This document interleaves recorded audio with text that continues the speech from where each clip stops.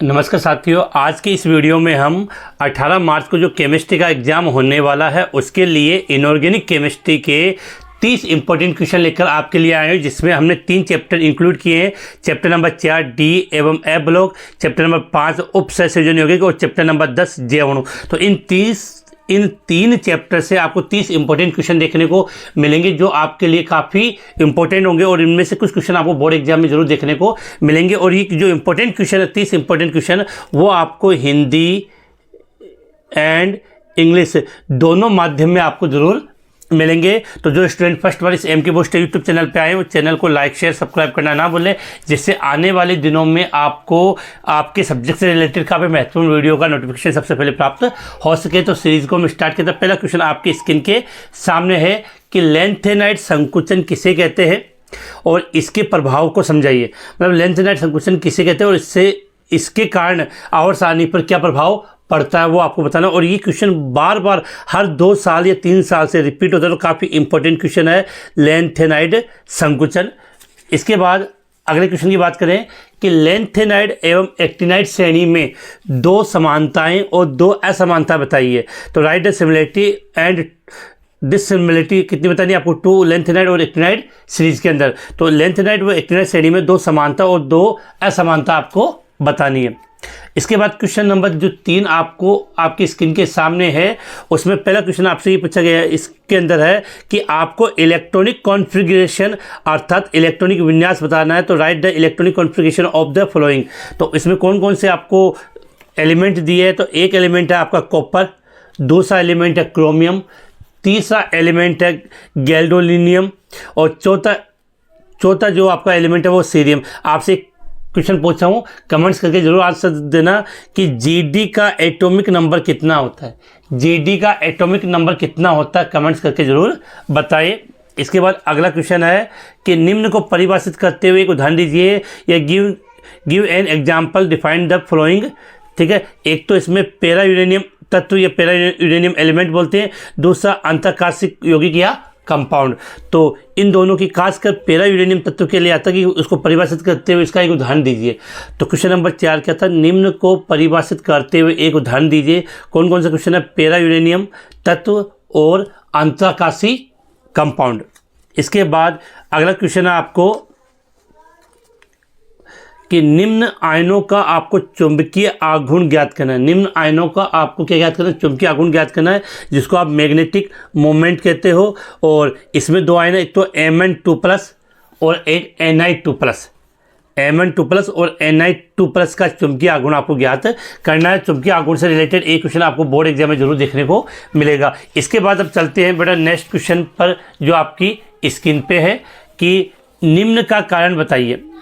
निम्न का कारण बताइए कि Ti3+ आयन रंगीन होता है। Ti3+ आयन क्या होता है, रंगीन होता है। या इसको थोड़ा सा घुमा के आपसे पूछना चाहे तो वो अगला आपसे इससे ये क्वेश्चन भी पुटअप कर सकता है कि Ti4+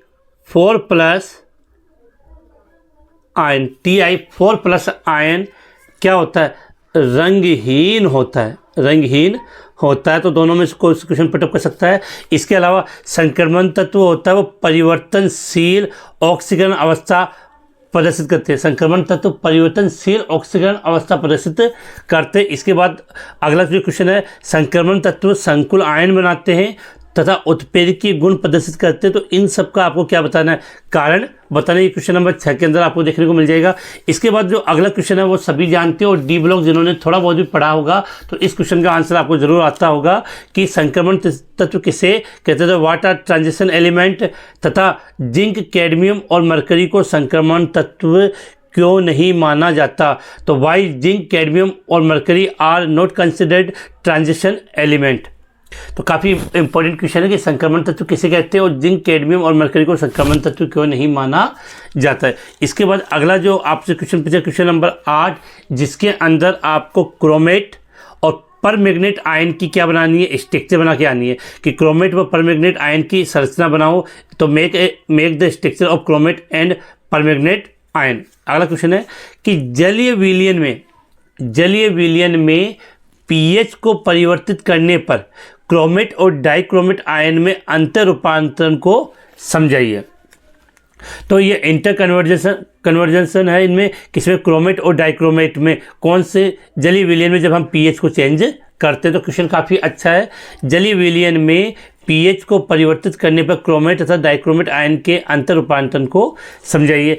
फिर आपके इसे डी व एफ ब्लॉक वाला जो चैप्टर, उसका ये लास्ट क्वेश्चन आपके सामने कि 3D श्रेणी से संबंधित निम्न का उत्तर देवें। एक तो 3D श्रेणी में अधिकतम ऑक्सीकरण अवस्था कौन प्रदर्शित करता है, दूसरा न्यूनतम ऑक्सीकरण अवस्था किसकी होती है, और स्थायी अर्थात परिवर्तनशील ऑक्सीकरण अवस्था कौन नहीं प्रदर्शित करता। तो इन तीनों के आंसर आपको देने। इंग्लिश में बात करें तो मैक्सिमम ऑक्सीडेशन स्टेट, मिनिमम और परमानेंट ऑक्सीडेशन स्टेट के बारे में बताना है। तो ये हमने शुरुआत में आपके सामने जो केमिस्ट्री के जो डी व एफ ब्लॉक जो इनऑर्गेनिक केमिस्ट्री हमने स्टार्ट की थी, उसके महत्वपूर्ण क्वेश्चन आपके सामने। उसके बाद बेटा अगले क्वेश्चन की तरफ चलते हैं, जो आपके चैप्टर नंबर 5 डी वो उपसंयोजन यौगिक से है, जिसका पहला क्वेश्चन आपके सामने है। EDTA4- क्या लिखा हुआ है यहाँ पे लिख दूंगा, थोड़ा स्पष्ट नजर नहीं आए तो आपको। EDTA4- का पूरा नाम लिखते हुए इसकी संरचना बनाइए। तो EDTA4 का क्या लिखनी है आपको, पहले तो पूरा नाम और ड्रॉ इन स्ट्रक्चर, इसकी स्ट्रक्चर बनानी है। अगला क्वेश्चन है कि निम्न के दो उदाहरण दीजिए। तो किसके, उभयदंतुक लिगेंड और द्विदंतुक लिगेंड। तो उभयदंतुक लिगेंड और द्विदंतुक लिगेंड को आपको एक दो उदाहरण आपको बताने हैं, तो एग्जाम्पल देने। इसके बाद अगर हम बात करें, अगला जो टॉपिक जिसकी हम बात करना चाहें कि निम्न उपसंयोजन यौगिकों का IUPAC नाम, उनकी समन्वय संख्या और केंद्रीय धातु परमाणु का ऑक्सीकरण अंक बताइए। तो इसके लिए जो आपसे पूछा है, tell the IUPAC name, coordination number and oxidation number of the central matter atom of the following coordination compound. तो ये कौन से कंपाउंड है, तो ये पांचों कंपाउंड आपको दे दिए, काफ़ी इंपॉर्टेंट। इन सभी का आपको इनका IUPAC नामकरण प्लस इनका आपको कोऑर्डिनेशन नंबर प्लस इसकी ऑक्सीडेशन स्टेट आनी चाहिए। अगला क्वेश्चन है आपके VBT सिद्धांत से रिलेटेड कि VBT सिद्धांत के आधार पर निम्न संकुल यौगिकों की संकरण, ज्यामिति और चुंबकीय प्रकृति को समझाइए। तो on the basis of VBT theory explain the hybridization, geometry and magnetic nature of the following complex compound. तो यहाँ पर आपको 5 कंपाउंड बताए गए, इनमें से किसी कंपाउंड की आपको उसमें संकरण, उसकी ज्यामिति और उसकी चुंबकीय प्रकृति के बारे में बताना है। कन्फर्म मान के चलना कि इनमें से एक कंपाउंड है आपको आपकी बोर्ड एग्जाम में जरूर देखने को मिल जाएगा। उसी प्रकार से नामकरण का जो क्वेश्चन आता है तो इनमें से भी आपको एक क्वेश्चन देखने को मिल जाएगा। इसके बाद जो अगला जो क्वेश्चन आपसे पूछा गया है वो आपके सामने है कि द्विक लवण एवं संकुल लवण में अंतर स्पष्ट कीजिए, अर्थात explain the difference between binary salt and complex salt के अंदर। तो द्विक लवण और संकुल लवण में अंतर स्पष्ट करना है। इसके बाद बेटा चलते हैं नेक्स्ट क्वेश्चन पे। तो ये क्वेश्चन काफ़ी मेहनत से आपके लिए बनाएंगे और काफ़ी अच्छे, और इनमें से काफ़ी क्वेश्चन आपको आपकी बोर्ड एग्जाम में जरूर देखने को मिलेंगे। उसके बाद जो अगला क्वेश्चन है, क्वेश्चन नंबर 16, CFT सिद्धांत की सहायता से अष्टफलकीय संकुलों में डी कक्षकों के विपाटन को समझाइए।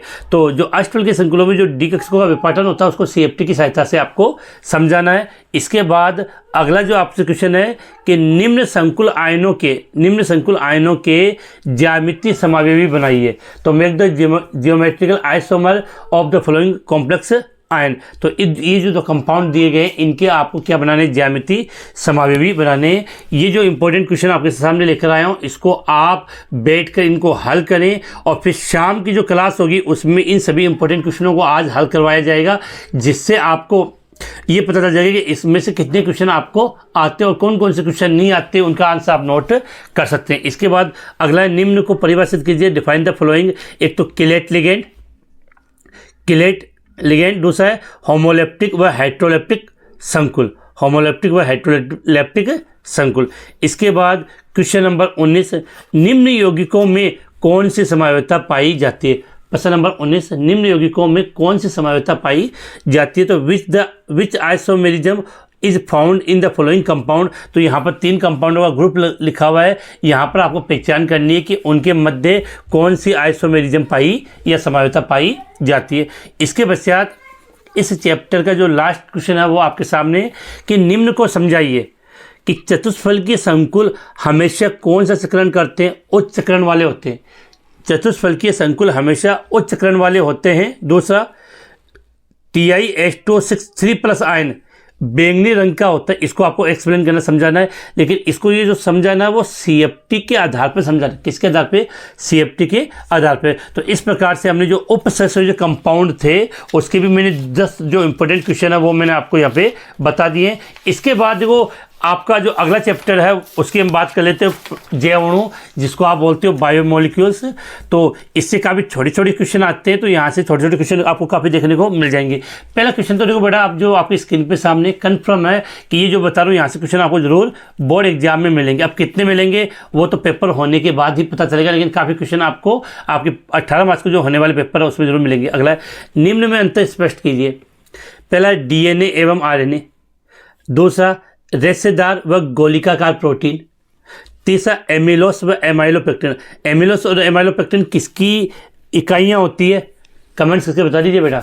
एमिलोस और एमाइलोपेक्टिन किसकी इकाइयाँ होती है? कमेंट्स करें। तो पहला क्वेश्चन निम्न में, तो explain the difference between the following DNA and RNA, fibres and globular protein और एमाइलोज एंड एमिलोपेक्टिन। अगला है, सिद्ध कीजिए कि ग्लूकोज में उपस्थित होता है। अगला क्वेश्चन है कि सिद्ध कीजिए कि ग्लूकोज में उपस्थित होता है। पहला, एक कार्बोनिल समूह होता है। दूसरा, एल्डिहाइड समूह होता है। तीसरा, एक प्राथमिक एल्कोहल होता है। ये आपको रिएक्शन के माध्यम से प्रूव करना कि ग्लूकोज में ये प्रेजेंट होता है। इसके बाद अगले क्वेश्चन की तरफ आगे बढ़े। क्वेश्चन नंबर 23, आवश्यक और अनावश्यक अमीनो अम्ल किसे कहते हैं और प्रत्येक के कितने कितने उदाहरण दीजिए? 2-2। तो आवश्यक और अनावश्यक अमीनो अम्ल किसे कहते हैं और प्रत्येक के 2-2 उदाहरण दीजिए। अगला वाला क्वेश्चन काफ़ी बार बोर्ड एग्जाम में आ चुका है कि हमारे शरीर में विटामिन C संचित क्यों नहीं होता है? तो why is vitamin C is not stored in your body. तो हमारे शरीर में विटामिन C संचित क्यों नहीं होता है? अगला है, ग्लूकोज तथा सुक्रोज का हावर्थ सूत्र बनाइए या हावर्थ निरूपण कीजिए।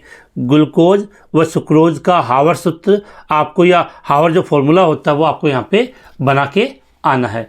इसके बाद देखो क्वेश्चन नंबर 28 जो आपके सामने है कि 26 से होगा। इसके बाद देखो आगे हम बात करें कि अगला क्वेश्चन नंबर 26 आपकी स्क्रीन पे कि प्रोटीन के विकृतीकरण को उदाहरण सही समझे। प्रोटीन के विकृतीकरण को उदाहरण सहित समझाइए।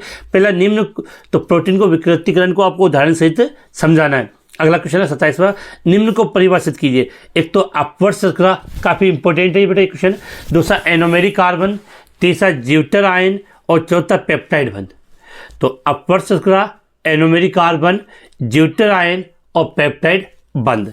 इसके बाद बेटा चलते हैं अब नेक्स्ट क्वेश्चन पे। क्वेश्चन नंबर 28 कि सुक्रोज एक अनअपचायी शर्करा है क्यों? तो why is sucrose a non reducing sugar है। इसको आपको एक्सप्लेन करना है। अगला क्वेश्चन आपके सामने, निम्न के जलावगठन से प्राप्त इकाइयों के नाम बताइए। निम्न के जलावगठन से प्राप्त इकाइयों के नाम बताइए। तो कौन कौन सी, किसकी बात करें? DNA, लैक्टोज शर्करा, स्टार्च और सेल्यूलोज। ठीक है। अब आपसे क्वेश्चन है कि सेल्यूलोज में ग्लूकोज की एकल की इकाई होती है, लेकिन कौन सा ग्लूकोज? अल्फा ग्लूकोज होता है या बीटा ग्लूकोज होता है? कमेंट्स करके जरूर बताओगे। सेल्यूलोज में अल्फा ग्लूकोज होता है या बीटा ग्लूकोज होता है? इसके बाद इसका जो 30वां क्वेश्चन है, DNA की द्विकुंडलित संरचना का नामांकित चित्र बनाइए। DNA की द्विकुंडलित संरचना का नामांकित चित्र बनाइए। तो इस प्रकार से इस वीडियो के माध्यम से हमने आज ये बात की कि जो इनऑर्गेनिक केमिस्ट्री के अंदर जो 2 चैप्टर आते हैं, आपके चैप्टर नंबर 4 और चैप्टर नंबर 5, और 10वां चैप्टर हमने अलग से इसमें ऐड कर लिया, जैव अणु। तो इन 3 चैप्टर से मैंने आपको 30 इंपॉर्टेंट क्वेश्चन बताए हैं। शाम की क्लास के अंदर इन सभी 30 इंपॉर्टेंट क्वेश्चन को हल करवा दिया जाएगा एकदम डिटेल से। तो आप एक बार इनकी प्रैक्टिस करें और कमेंट्स करके बताना कि आपको इन 30 क्वेश्चनों में से, कमेंट्स करके बताओगे आपको इस 30 क्वेश्चनों में से कितने क्वेश्चन आते हैं। ठीक है। इसी के साथ आज के इस वीडियो को समाप्त करते हैं। शाम को मिलेंगे जिसमें हम इन सभी क्वेश्चनों को अच्छे तरीके से हल करेंगे।